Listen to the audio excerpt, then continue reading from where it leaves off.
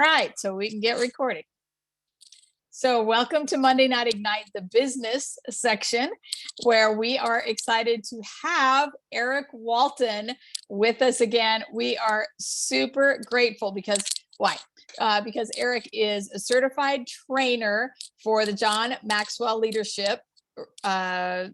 Certified John Maxwell Leadership Trainer. I think that's all right, right? And coach. And you are always so generous with your time and your resources to give us fantastic information. He's also a Young Living Diamond with his lovely wife, Tammy. And he's actually a founding partner of the John Maxwell Team and certified leadership trainer, coach, and speaker, and has written 3 books that are super helpful for the Young Living life. And that is Downline Leadership, Project Leadership, and Process Leadership. So he and Tammy have been working their business for 8-ish years. Isn't that about right? It is. Yeah. So thank you for being so intentional with us every time you speak and being generous to speak for us here on Monday Night Ignite. So thank you, Eric, and take it away. Thank you very much for that very cordial introduction, Dan. I really appreciate it.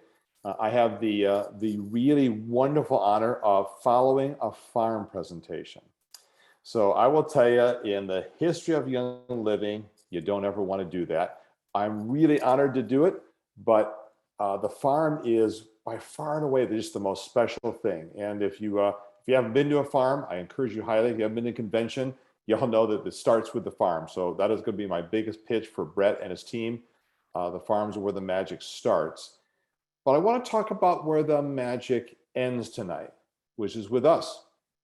So tonight I'm going to talk about trust. And the whole reason I'm talking about this is it's the creation of this transfer of, I've got this oil, I've got something of value, and I want to share it with you. Now I'm going to use a 4-letter nasty word. I want to sell it to you. And that transaction requires trust. Trust between you and your potential customer. It requires trust between you and your team to make all these things happen. How do you actually do that? So let me start by just saying that you can't lead your team if they don't trust you. It's that simple. And in fact, it's hard to have any relationship of value without trust. But in this business, how do you, by the way, you earn trust? And let me just give you a very simple set of rules because it's all based on say, do. You do what you say you will do, and you do it over and over and over again. That means that when people are looking for you to get something done, they look first at what you've said, then they measure what you've done against that.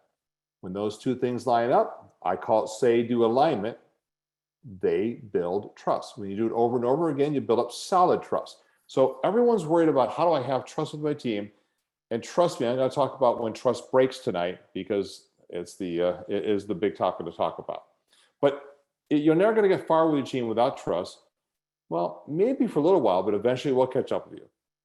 And it's a choice. You can be a business owner with high integrity, or you can be a business owner that cuts corners. It's up to you.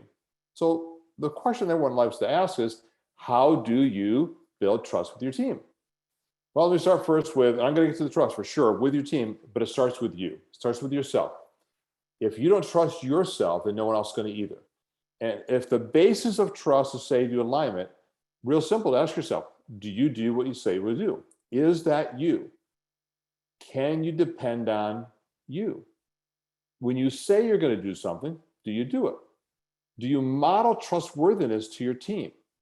Right? I mean, I know this is real foundational stuff, but this is real foundational for your team. When they believe in you as a merchant of trust, it changes everything. I'm a real big fan of something called the leadership engine. And the leadership engine leads to what Maxwell calls influence. Leadership is influence, nothing more, nothing less. So how do you get influence? You have to engage the leadership engine. You have to start with credibility. Do people find you believable and authentic? Do you come across as having that level of integrity? Second is, do you have a relationship with them? Do you connect and care with them? Third is, do they trust you? Think about this. If people don't trust you, why would they let you influence them? If people don't have a relationship with you, why would they let you influence them?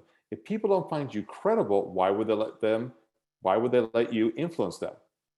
And as you may recall, not a single person on your team works for you, reports to you, is hired by you, can be fired by you, and can you change their compensation $1 single dollar?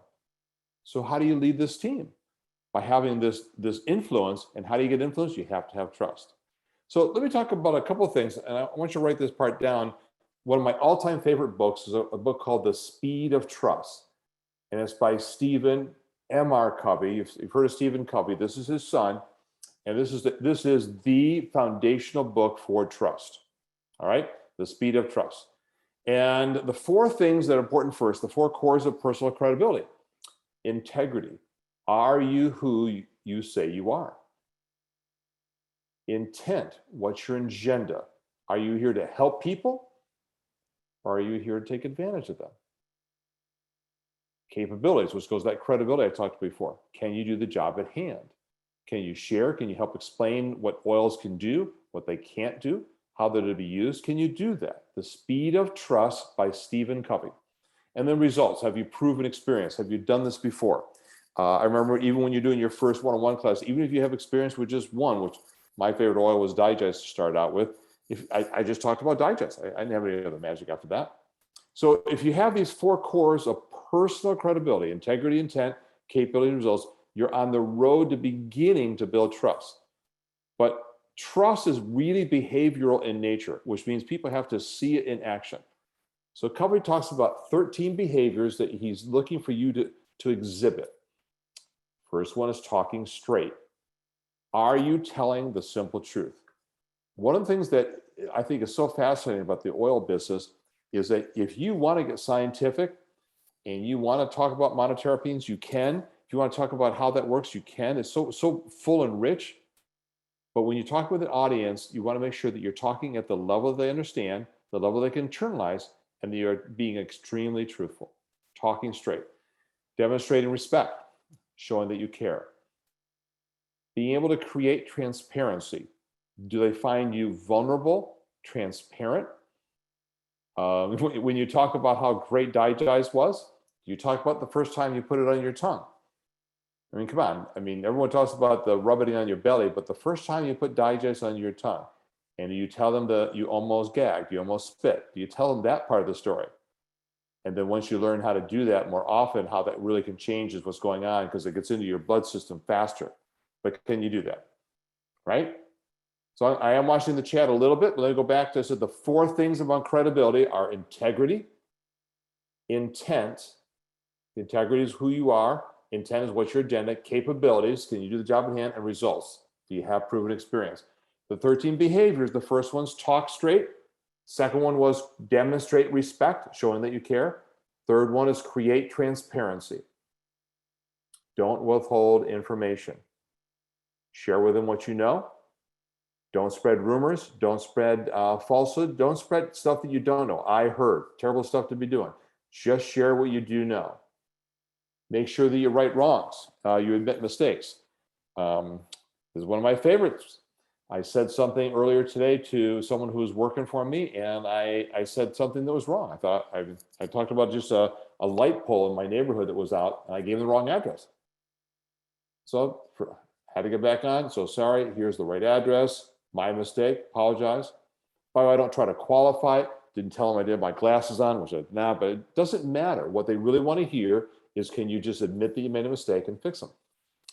Showing loyalty. Are you genuinely supporting the team?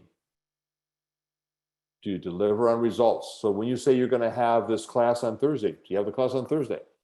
If you say that you're going to be able to send someone an oil, do you send them the oil? Next one is get better. This is interesting. Let me give you a quote. Experience is not the best teacher. Reflected experience is the best teacher. So I want to be able to constantly, by getting better, I want to create a culture of continuous improvement where I learn things because I screw up all the time. So if that didn't work in that class or didn't work in that post, then you make a change and make a difference. People will trust you when they see that you're trying to make things better. Next one, confront reality. Don't run away from what is really happening. We'll talk about that a little bit more when we talk about when trust fails. Don't run away from what is really happening. One of my favorites one is clarify expectations. I am so intent on trying to make sure that people know what I'm expecting of myself and what I'm expecting of them. So Danette talked about being a coach. I do a program called Downline Leadership. It's a 10-week group coaching program where 5 people from Young Living are in this class together. And I set an expectation every single time. Hey, the first thing we're going to do is go over our homework. And I set this in the first meeting about, 24 times. I really go overboard to set expectation. Now, guess what happens when they show up? Guess what happens when they show up in the first meeting? We go over the homework.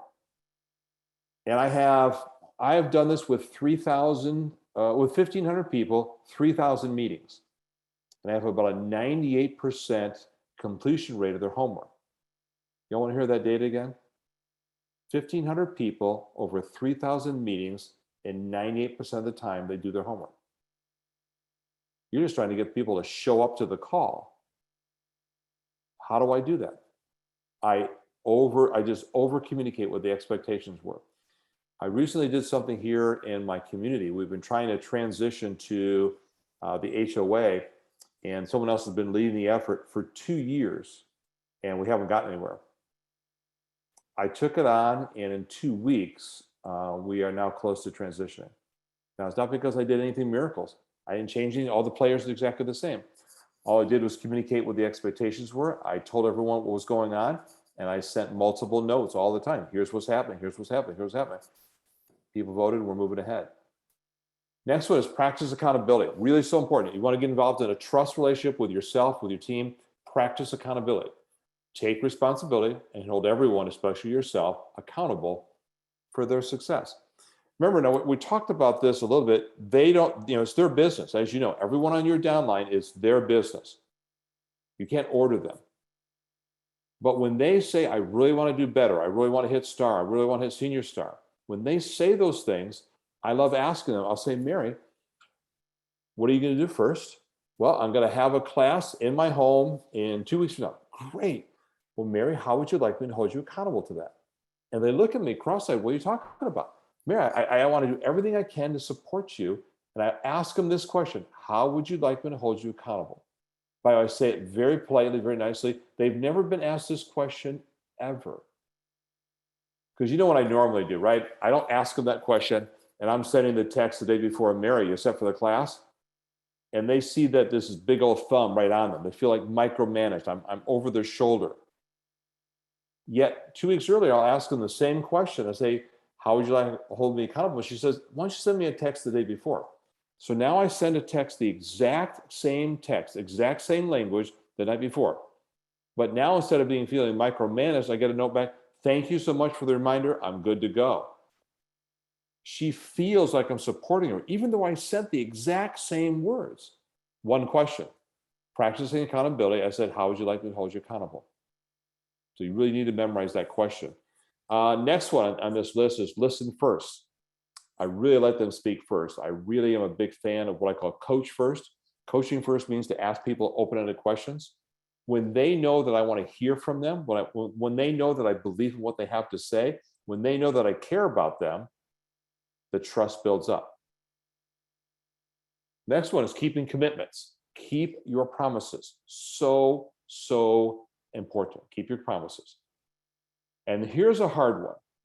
As a leader, there will be times when you have to extend trust before the other person has earned it. And it's actually called a trust building opportunity. Let me give an example. You're going to go to a vendor event in town, and it's just a simple tabletop one. Now, by the way, in my garage are 7 different tables, round ones, small ones, long ones. I don't need any tables. But the first thing I do is I'll say, Mary, would you bring a 4-foot by 6-foot table to the event? First thing I do. Why did I do that? I'm giving her a trust building opportunity. Now, what's my risk? Mary forgets the table. You ever been to a tabletop event without the table? Not that much fun. So I've had that happen, and that's okay. You innovate, do something different. In fact, actually, I had that happen a couple years ago where Mary, and by the way, if you ever forget out, Mary's my favorite name. Mary didn't bring the table, and she was so upset with herself. It was too late to go get a replacement. She all just went into a different mode, and she actually started dragging people from the audience going by into our, which was now an open booth. You know how sometimes there's the other people on the other side of the booth kind of putting off.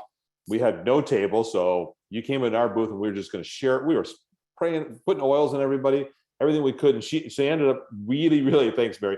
She really did an amazing job of overcoming the lack of a table. Now, next time we had an event, I didn't even have to say anything. Mary said, I've got the table. Trust me, she brought that table, right?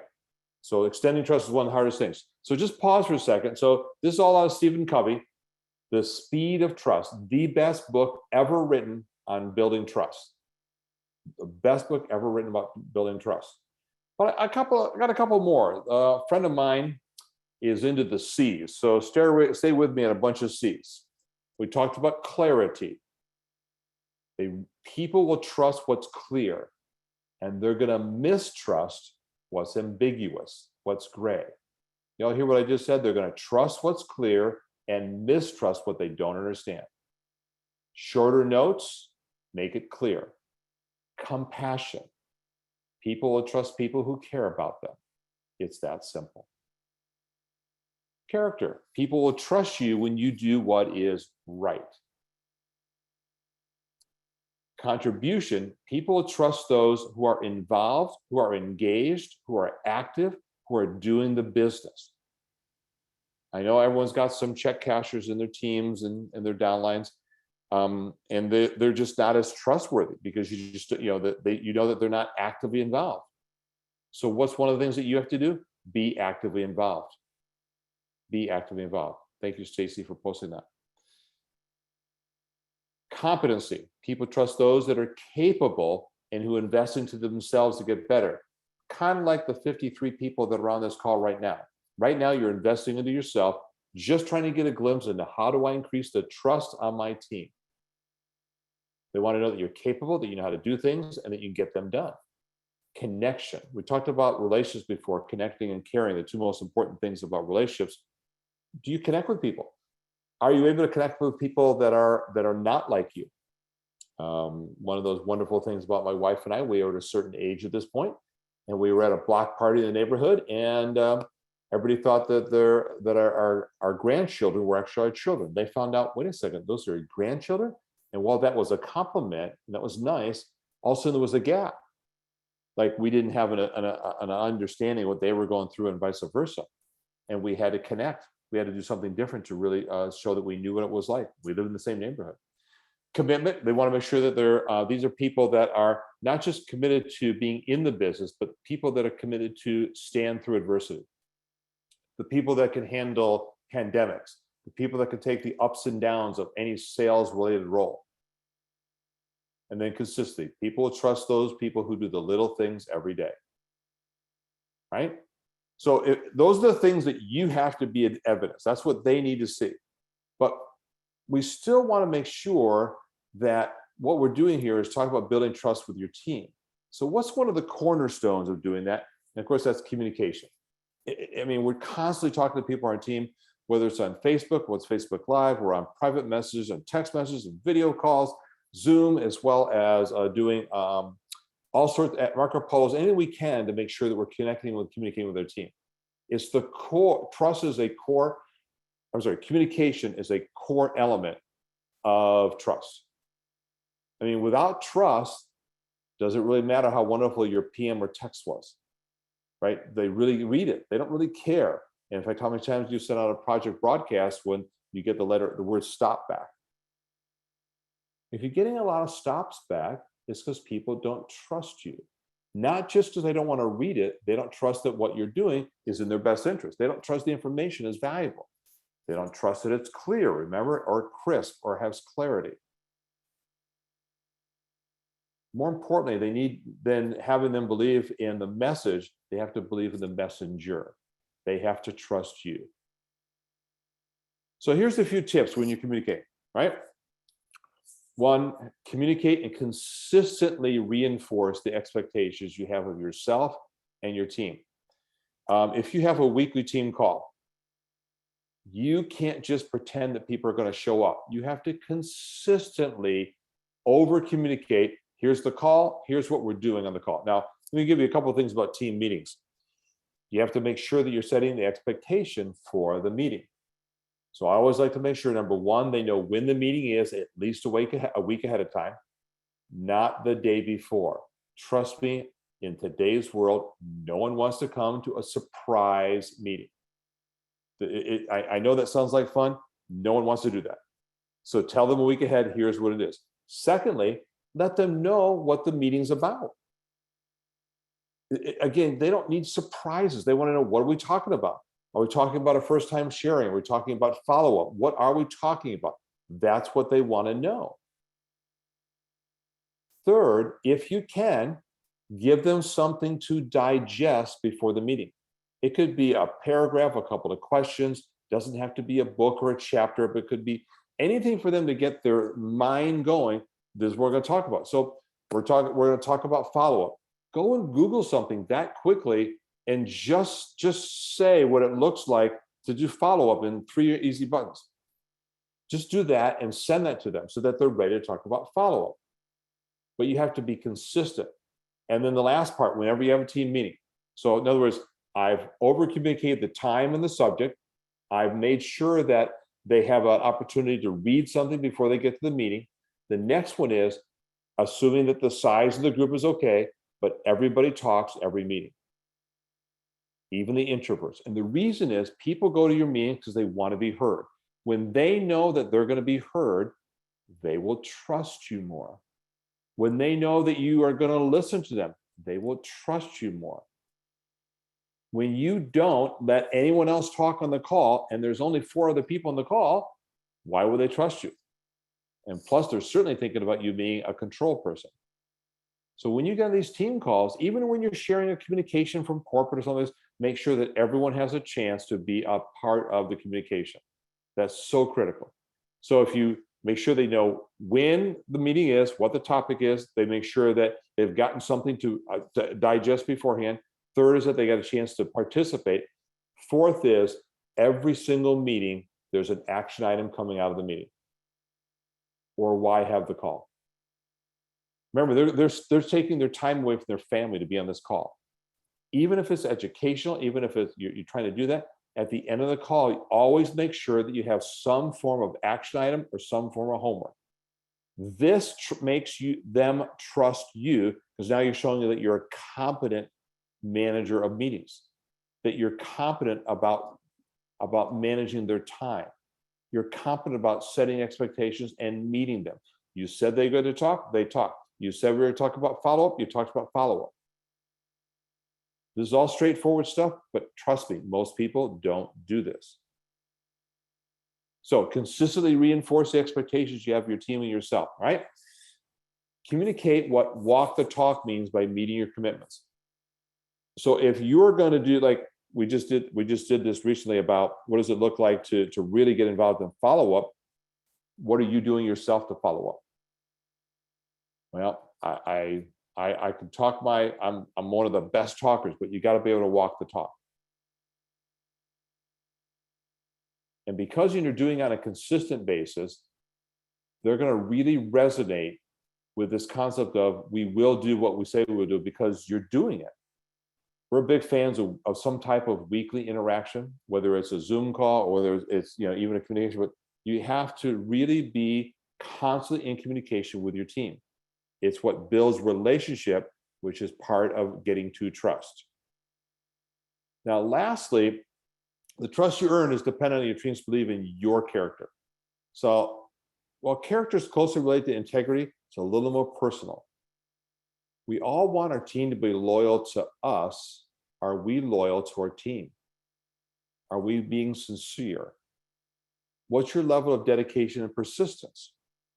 When you're not doing those things, well, I needed to take the last 3 weeks off, not 3 days, 3 weeks. They're wondering where you went. They're wondering what's going on. And I'm not saying you have to be, this is not a hustle. I'm not trying to say that. But when you take long times when you're not there, how can you be concerned or uptight when they take a long amount of time?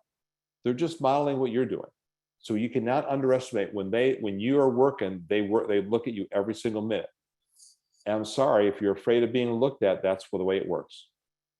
But they also want to know that once they see that you're there, that they can depend on you, they want to be able to lean on you. When you're building a business, it's really hard. They will not lean on you if they don't trust you. And if they don't lean on you, you don't even know they're having a problem. You won't get phone calls because they don't trust that you'll answer the phone call. They don't trust that you have something to say to them. And you know, gosh, if he'd only talked to me, I could have given some more help. If you'd only talked to me, I could have given you a little more insight, a tool that would have helped you. Well, they didn't trust that you would be able to do that. So you have to establish that consistency, that modeling, and show them that it's always important. I have think about it, with all those people that I've coached up, 1,500. If I get a PM, I don't care who it's from. When I've had people that I last saw them at a coaching session 8 years ago, I answer that PM. Always. I never let one go by the wayside. If you send me an email, I always respond. Literally, always. In that way, they know that they can trust that I care about what they have to say. Sometimes I barely remember who they were. It's kind of like a teacher. After 1,500 students, you don't remember every single one, but how can I help? So good to hear from you again. Think about this. When they're struggling, they need to be able to lean on you. When they need someone to talk to and not worry that it's going to be shared with the world because they trust you, that you're going to hold it in confidence. They want to lean on you. When they need help with a new customer because they're a little bit difficult, they want to lean on you for support and counsel. When they need a new idea for the month, they want to lean on you for non-judgmental feedback to your ideas. And that only happens when they trust on you. So in organizations and teams like this, trust is like love, kind of like love in a marriage. It bonds people together and makes them strong and effective, right? So trust in a relationship increases security, reduces inhibitions and defensiveness, and frees people to share their feelings and their dreams. Isn't this what you want your team to do, right? Trust empowers you to put your deepest fears in the palms of your teammates' hands, knowing that they're going to be treated with care. Trust enables you to be yourself and maintain your own values without worrying about acceptance.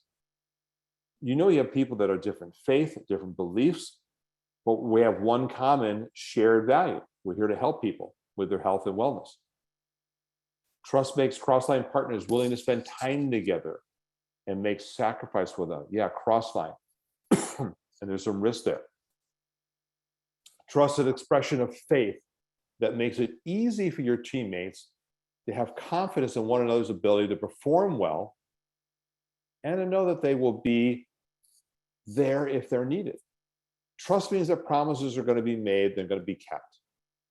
And finally, trust means that a relationship will last, not because it's good business, but because the relationship itself is valued. All right? Now, you've trusted yourself. We've modeled trust. Now you build some trust with the team. Then trust is broken. What do you do? All right, we're going to get to this one. Excuse me. Trust is broken. We'll first start with if you broke the trust. That means that you said you were going to do something you didn't. And I got to know, I want you to know this is a fact now. Everyone on this call and everyone you will ever meet will at one time or another break trust with someone else or with you. There will always be a breaking of trust in your future. I don't say that to get anyone discouraged. I don't say that to stop trusting. I say that to recognize what will happen. I've been married 40 years, and I know it's going to come as a shocker. There's been a couple of things I said I was going to do, and I didn't do them. I didn't do them on time. I didn't do the way that she wanted to. She asked me to do them, I screwed up. So what do you do when you're the one that broke trust? First thing, this is really simple and hard to do. Just apologize to everyone involved, everyone hurt, everyone inconvenienced. Even if it's as simple as you were just late to a team call by 3 minutes, first thing I do is I apologize. I don't, I've been doing this for a long time. I don't really want to apologize. I apologize. First thing I do is I apologize. That says that you recognize that their time and their effort are of value. And the next thing I do is I put into place some accountability so that I help to manage the expectations that I just set. So for example, one of the things I'll do, if I have a meeting that's kind of a tough time, I'll make sure that I have a reminder. So I'll put a reminder 15 minutes prior. So my watch will go off or my phone will go off 15 minutes for that meeting. And I never miss meetings. Well, I had a meeting once that was on Sunday night. I never make meetings for Sunday night. Excuse me, this was an exception, and they needed to have the meeting on Sunday night. I guarantee you that I'm going to miss that meeting because it's outside my normal meeting time. So I had to make sure that I put two heads up, one at 30 minutes before, one at 15 minutes before, so that I would not miss that meeting. I have other times when I've forgotten to do that, and you already know what happens. All right, so that's when you break trust. Apologize and put into place something that's going to make sure that you won't do it again. But what if someone on the team broke trust with the team or with you? All right, so the first thing I do is I go to speak with them privately. Whenever I'm talking to someone where there's been a break of trust, I don't put this in the public world. I go to privately, and I have a discussion with them. I want to find out what happened. What were the circumstances? By the way, sometimes the circumstances were beyond their control. Sometimes they were. But I just want to find out what happened and see what steps could be taken to rectify the situation. I let them decide how they're going to do that. I do not tell them how to do that. Remember now, whenever there's a break in trust, it's an opportunity that you can repair that break. You know how this works. Sometimes, like when you have a broken bone, it comes back stronger than it was before. And I've had that happen where there was a break in the relationship, a break in trust, and by just having this honest dialogue, this honest conversation, it came back stronger, right? All right.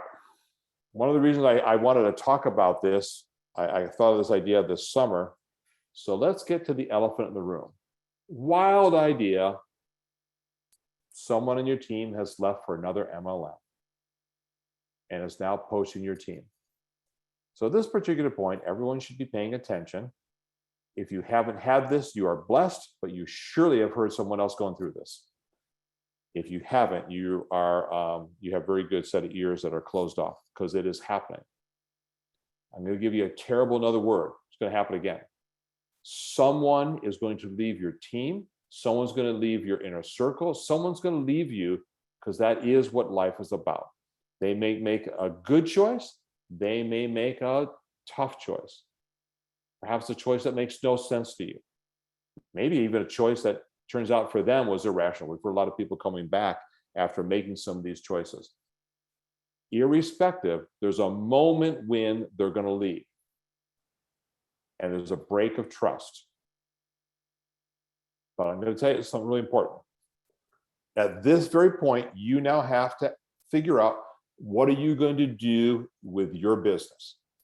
Your business, right? Not mine, yours. So you have to figure out what am I going to do with that? So I'm going to give you a few thoughts. And by the way, these are my thoughts. You can take any number of them or throw them all away. But I'm telling you what I would do. Real important what you have to figure out what you're going to do. When I have a break in trust and someone is about to impact my business, the very first thing I do automatically, and I have a unique, and I just get a huge focus on protecting myself, my business, and my team. It's that focus and that attention. Protect myself, my reputation, my credibility, my business, and my team. I really, really focus on doing those things right away. Now, y'all got to figure out what that means for you. But I'm telling you, I got to protect everything I have, right? Because someone may be out there intentionally trying to poach, or someone may just be out there unintentionally because people want to find out, gosh, what is Nancy doing now? Next thing I do is I immediately confirm the whispers or rumors that you've heard. I don't wait. If you even have a slight suspicion that someone is leaving, don't wait to find out, find out. Speed is of the essence. If someone's going to come and do damage to, think about it. If someone's going to do damage to my house, I'm going to find out as soon as I possibly can so I can protect my family and my home. Now, assuming that you found out, and by the way, there's ways of finding out. You can be direct, you can ask them, you can talk to people that know. I just find out quick as I can. So assuming you have found out, I immediately remove them from the team. I don't wait. I don't give them the benefit of the doubt. If I have found out that they're leaving, there's no reason for them to be in my team. There's no reason to be in my Facebook group. By the way, remember now, this is my ideas, don't have to be yours. Everyone has to make their own decision. But I just immediately do that because I want to protect my team. Remember, my focus was myself, my business, and my team. So I will take them out of the team. Then I have to determine what I'm going to say to the team. If I'm going to say anything, we've had circumstances where someone has been extremely vocal, in which case we will say something to the team. We let the people leave very quietly, and we don't broadcast that. You have to make your own decision as to what you're going to do. But I will take them out, and I will make sure that people they're associated with somehow know, one way or the other. But once I've done that, once I've protected my house, I then let them go. I just bless and release. I know you've heard that phrase. This is the hardest thing in the world for me, especially if they've done some damage on the way out. I bless and release. Really, really hard. Then comes something that's even harder. You cannot let this break in trust keep you from trusting other people, especially other cross lines. If you do, you will limit your activities for the rest of the time, because it's going to happen. Someone's going to break trust with you. If you let that keep from trusting you. Remember when you were a teenager and you got your heart broken and you had to make a decision, am I ever going to fall in love again? Well, why would I ever do that if the possible outcome is to have my heart broken again? Well, we all learned that if you don't ever extend out again, you're never going to find the joy of being in love with someone who does love you back. So when someone breaks trust with you, you can't let that impact you forever. You have to get through it. You have to get over it. And you have to recognize it might happen again, but it's not a reason to stop trusting people. Think about this right now. Stacy and Danette right now. This is a cross-line group right now. I mean, right now on this call, it's cross-line people. I'm now telling some things that I would do, and I'm sharing some of my inner thoughts. Who knows where this might go? And it's being recorded even better. I'm trusting everyone to have faith in what I'm saying as my opinion, my idea. You can do what you want to do. That's what's really important. Trust is a cornerstone of every leader. You have to have trust with your own self. You have to have trust and build trust with your team. And you have to be able to accept that trust will be broken, and you have to be able to work through that. If you don't, you'll never really get to a really good influence position. You'll never really get that. So when you can figure out what it means to bless and release and let that go by, you can move on with your life, and you can get to move on to trusting others, new ones. I really focus on giving one a trust opportunity. And if they don't bring the table, the world moves on, and I'll give them another chance later on. And I just look at doing that. I talked about this. Trust is one of the things I do cover in that Downline Leadership program. As was said before by Danette, I am a coach. I've been doing this for 11 years. My wife and I, we started our business almost at the exact same time. So I started coaching, and she started doing a living almost 11 years ago. And she's been a diamond for, over 6 now. And it's been a journey. But she's been an amazing person who trusts people. And you work through that. And that trust always comes back to one way or the other. So Danette and Stacy, I wanted to thank you. The good news is I stopped that short a little bit on purpose. One, to make up some time from Brett and the farm. And two, if there's any questions, I know there's some wonderful things you guys have had to go through, and some not so wonderful things you've had to go through with your teams and trust. If anyone has any trust questions, we can take a couple and before we close off. I think one thing I'll say is that it sounds like there's some people who are still going through some stuff. And like you said, I think we'll always be going through things. Obviously, some of these are highly unexpected and some were really outrageous. But the one thing is, it is a blessing to weed out the people who really don't have the heart of young living and mind and hand. And it's not really their core as they perhaps suggested, or even chemical awareness, for example. And so, just really, I'm just praying for discernment to know who those people are, and hopefully have us figure out a little bit ahead of time so things aren't as damaging perhaps, but it is a part of life. And if we can try to learn from it and move forward, easier said than done though. Stacey, it's a really good point. When I talk about these trust opportunities, I really want everyone to start really practicing this. If you've got an intuitive thought, not sure if I can trust this person, instead of holding back, do the opposite. Give them a trust opportunity. But by the way, make it something that, if they don't do it, you're not really burnt that bag. Again, I like to use this example. Mary has to bring the table. But what'll happen is, if your intuition was right, it'll show up in that trust opportunity. They'll either do it halfway or not do it at all, and then your intuition will be confirmed. Sorry, can't trust her. Yeah. But if you have a doubt, so I really want to encourage you to not wait for some big hammer to fall, but to constantly giving people out trust opportunities. In that vendor event, for example, there's like 20 things to do in a vendor event. We try to give away all 20. What, you don't think we know how to bring flowers or bring collateral, bring oils? We know how to do all that. We give all those things out just as a trust opportunity. So when people do that, they're building trust with us. When they're there, they're participating, they're building trust. When they say they're going to come, and they do come, they're building trust with us. And we keep track of that stuff. Not on a spreadsheet, we keep track of that internally. So thanks, Stacey, for being so genuine. I just encourage everyone to give them opportunities to either show the true colors or to become a trusted part of your team.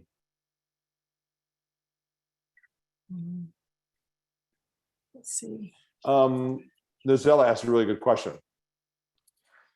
So remember, when something goes wrong, what's the very first thing you're trying to always have to protect yourself. Everyone that's on this call and everyone around you has to determine what's my level of trust that I can extend and where my boundaries are. And so you have to set those first. So before I extend trust out, I determine where my boundaries are. My wife and I don't have the same trust levels. I'm a little more extroverted, so I let myself get burnt a little bit easier. I also kind of self-heal a little bit quicker too. Other people will be a little bit more introverted or a little bit more private, so they don't extend out. Find out where your boundaries are. But once you got your boundaries, extend the trust out past the boundary. Let that happen. Let that work. So thanks, Nozella. That was a good point. Boundaries are important with trust. But I don't want you to set the boundaries so far out, by the way, that you can't give trust to anyone. Y'all know what I just said. Boundaries are not designed, they're not supposed to be in place of trust. They're supposed to be co-working and cohabitating with trust. The two go together. Hopefully everyone got that. Boundaries and trust go together. Boundaries don't replace trust. If you do that, you live a very lonely and small business. So that means you don't trust anyone, you're not extending trust. Go, Stacey. Maybe it would be a great call is that when we find ourselves in this kind of situation, because I think a lot of us are, I think most people are probably trusting. And so when you get in that situation, you're sort of bamboozled and in disbelief because, if my integrity or my moral standard is this, and I would never do this, when I'm faced with it, I don't necessarily know how to handle it because I first don't believe it's true, because why would it be? Why would someone do such a thing, right? Yeah. And so I'm sure with all your vast knowledge, maybe in the future, if you'd like to do another call, if you have the solution of like when you find you're in a situation, perhaps that's not aligns with your value and moral standards. How do you get out of it before the stuff hits the fan, right? It's a really good one. Excuse me. I'll never forget. Everyone goes through this, right? Everyone goes through a situation where we're just hanging out and we're in some kind of environment and something happens or someone says something and you're about to do something that does not align with your values, or you're about to put your name on a communication that, wait a minute, that's not what I said. That's not what I would say, right? Everyone remembers back to being in school all the way through your adult lives. So this is not a new circumstance. And so I was just getting ready to sign a confidentiality agreement with a doctor. And I said, let me read, normally I rubber stamp those. I read it word for word. And there was one thing in there that he said, by signing this, you will never do a review of my practice. Well, he has a right to put anything he wants in his contract. And guess what I have a right to? Not to sign it. So I won't be doing business with that doctor. And yeah, there are times that I don't give me too much credit. There's times when I have not read everything. But I really encourage you to do those things, to read them, and then to hold the line where that goes. Stacey, is a really good question. Everyone goes through that. Everyone goes through that. Yeah, too many times. Well, Stacey, Danette, I want to thank you both for the introductions. I want to thank you for the opportunity. I want to thank everyone that stayed on. Hopefully I trust that you learned something tonight and you had a chance to extend trust out to your teams as well. All my best. And again, you need me, all you got to do is PM me and I'll be there for you. And if you want some coaching, you know where to go. I will talk to you all soon. Thanks, Stacey. Thank you, Eric. Have a great night, everyone. And thanks again, Eric. That was phenomenal. Good night.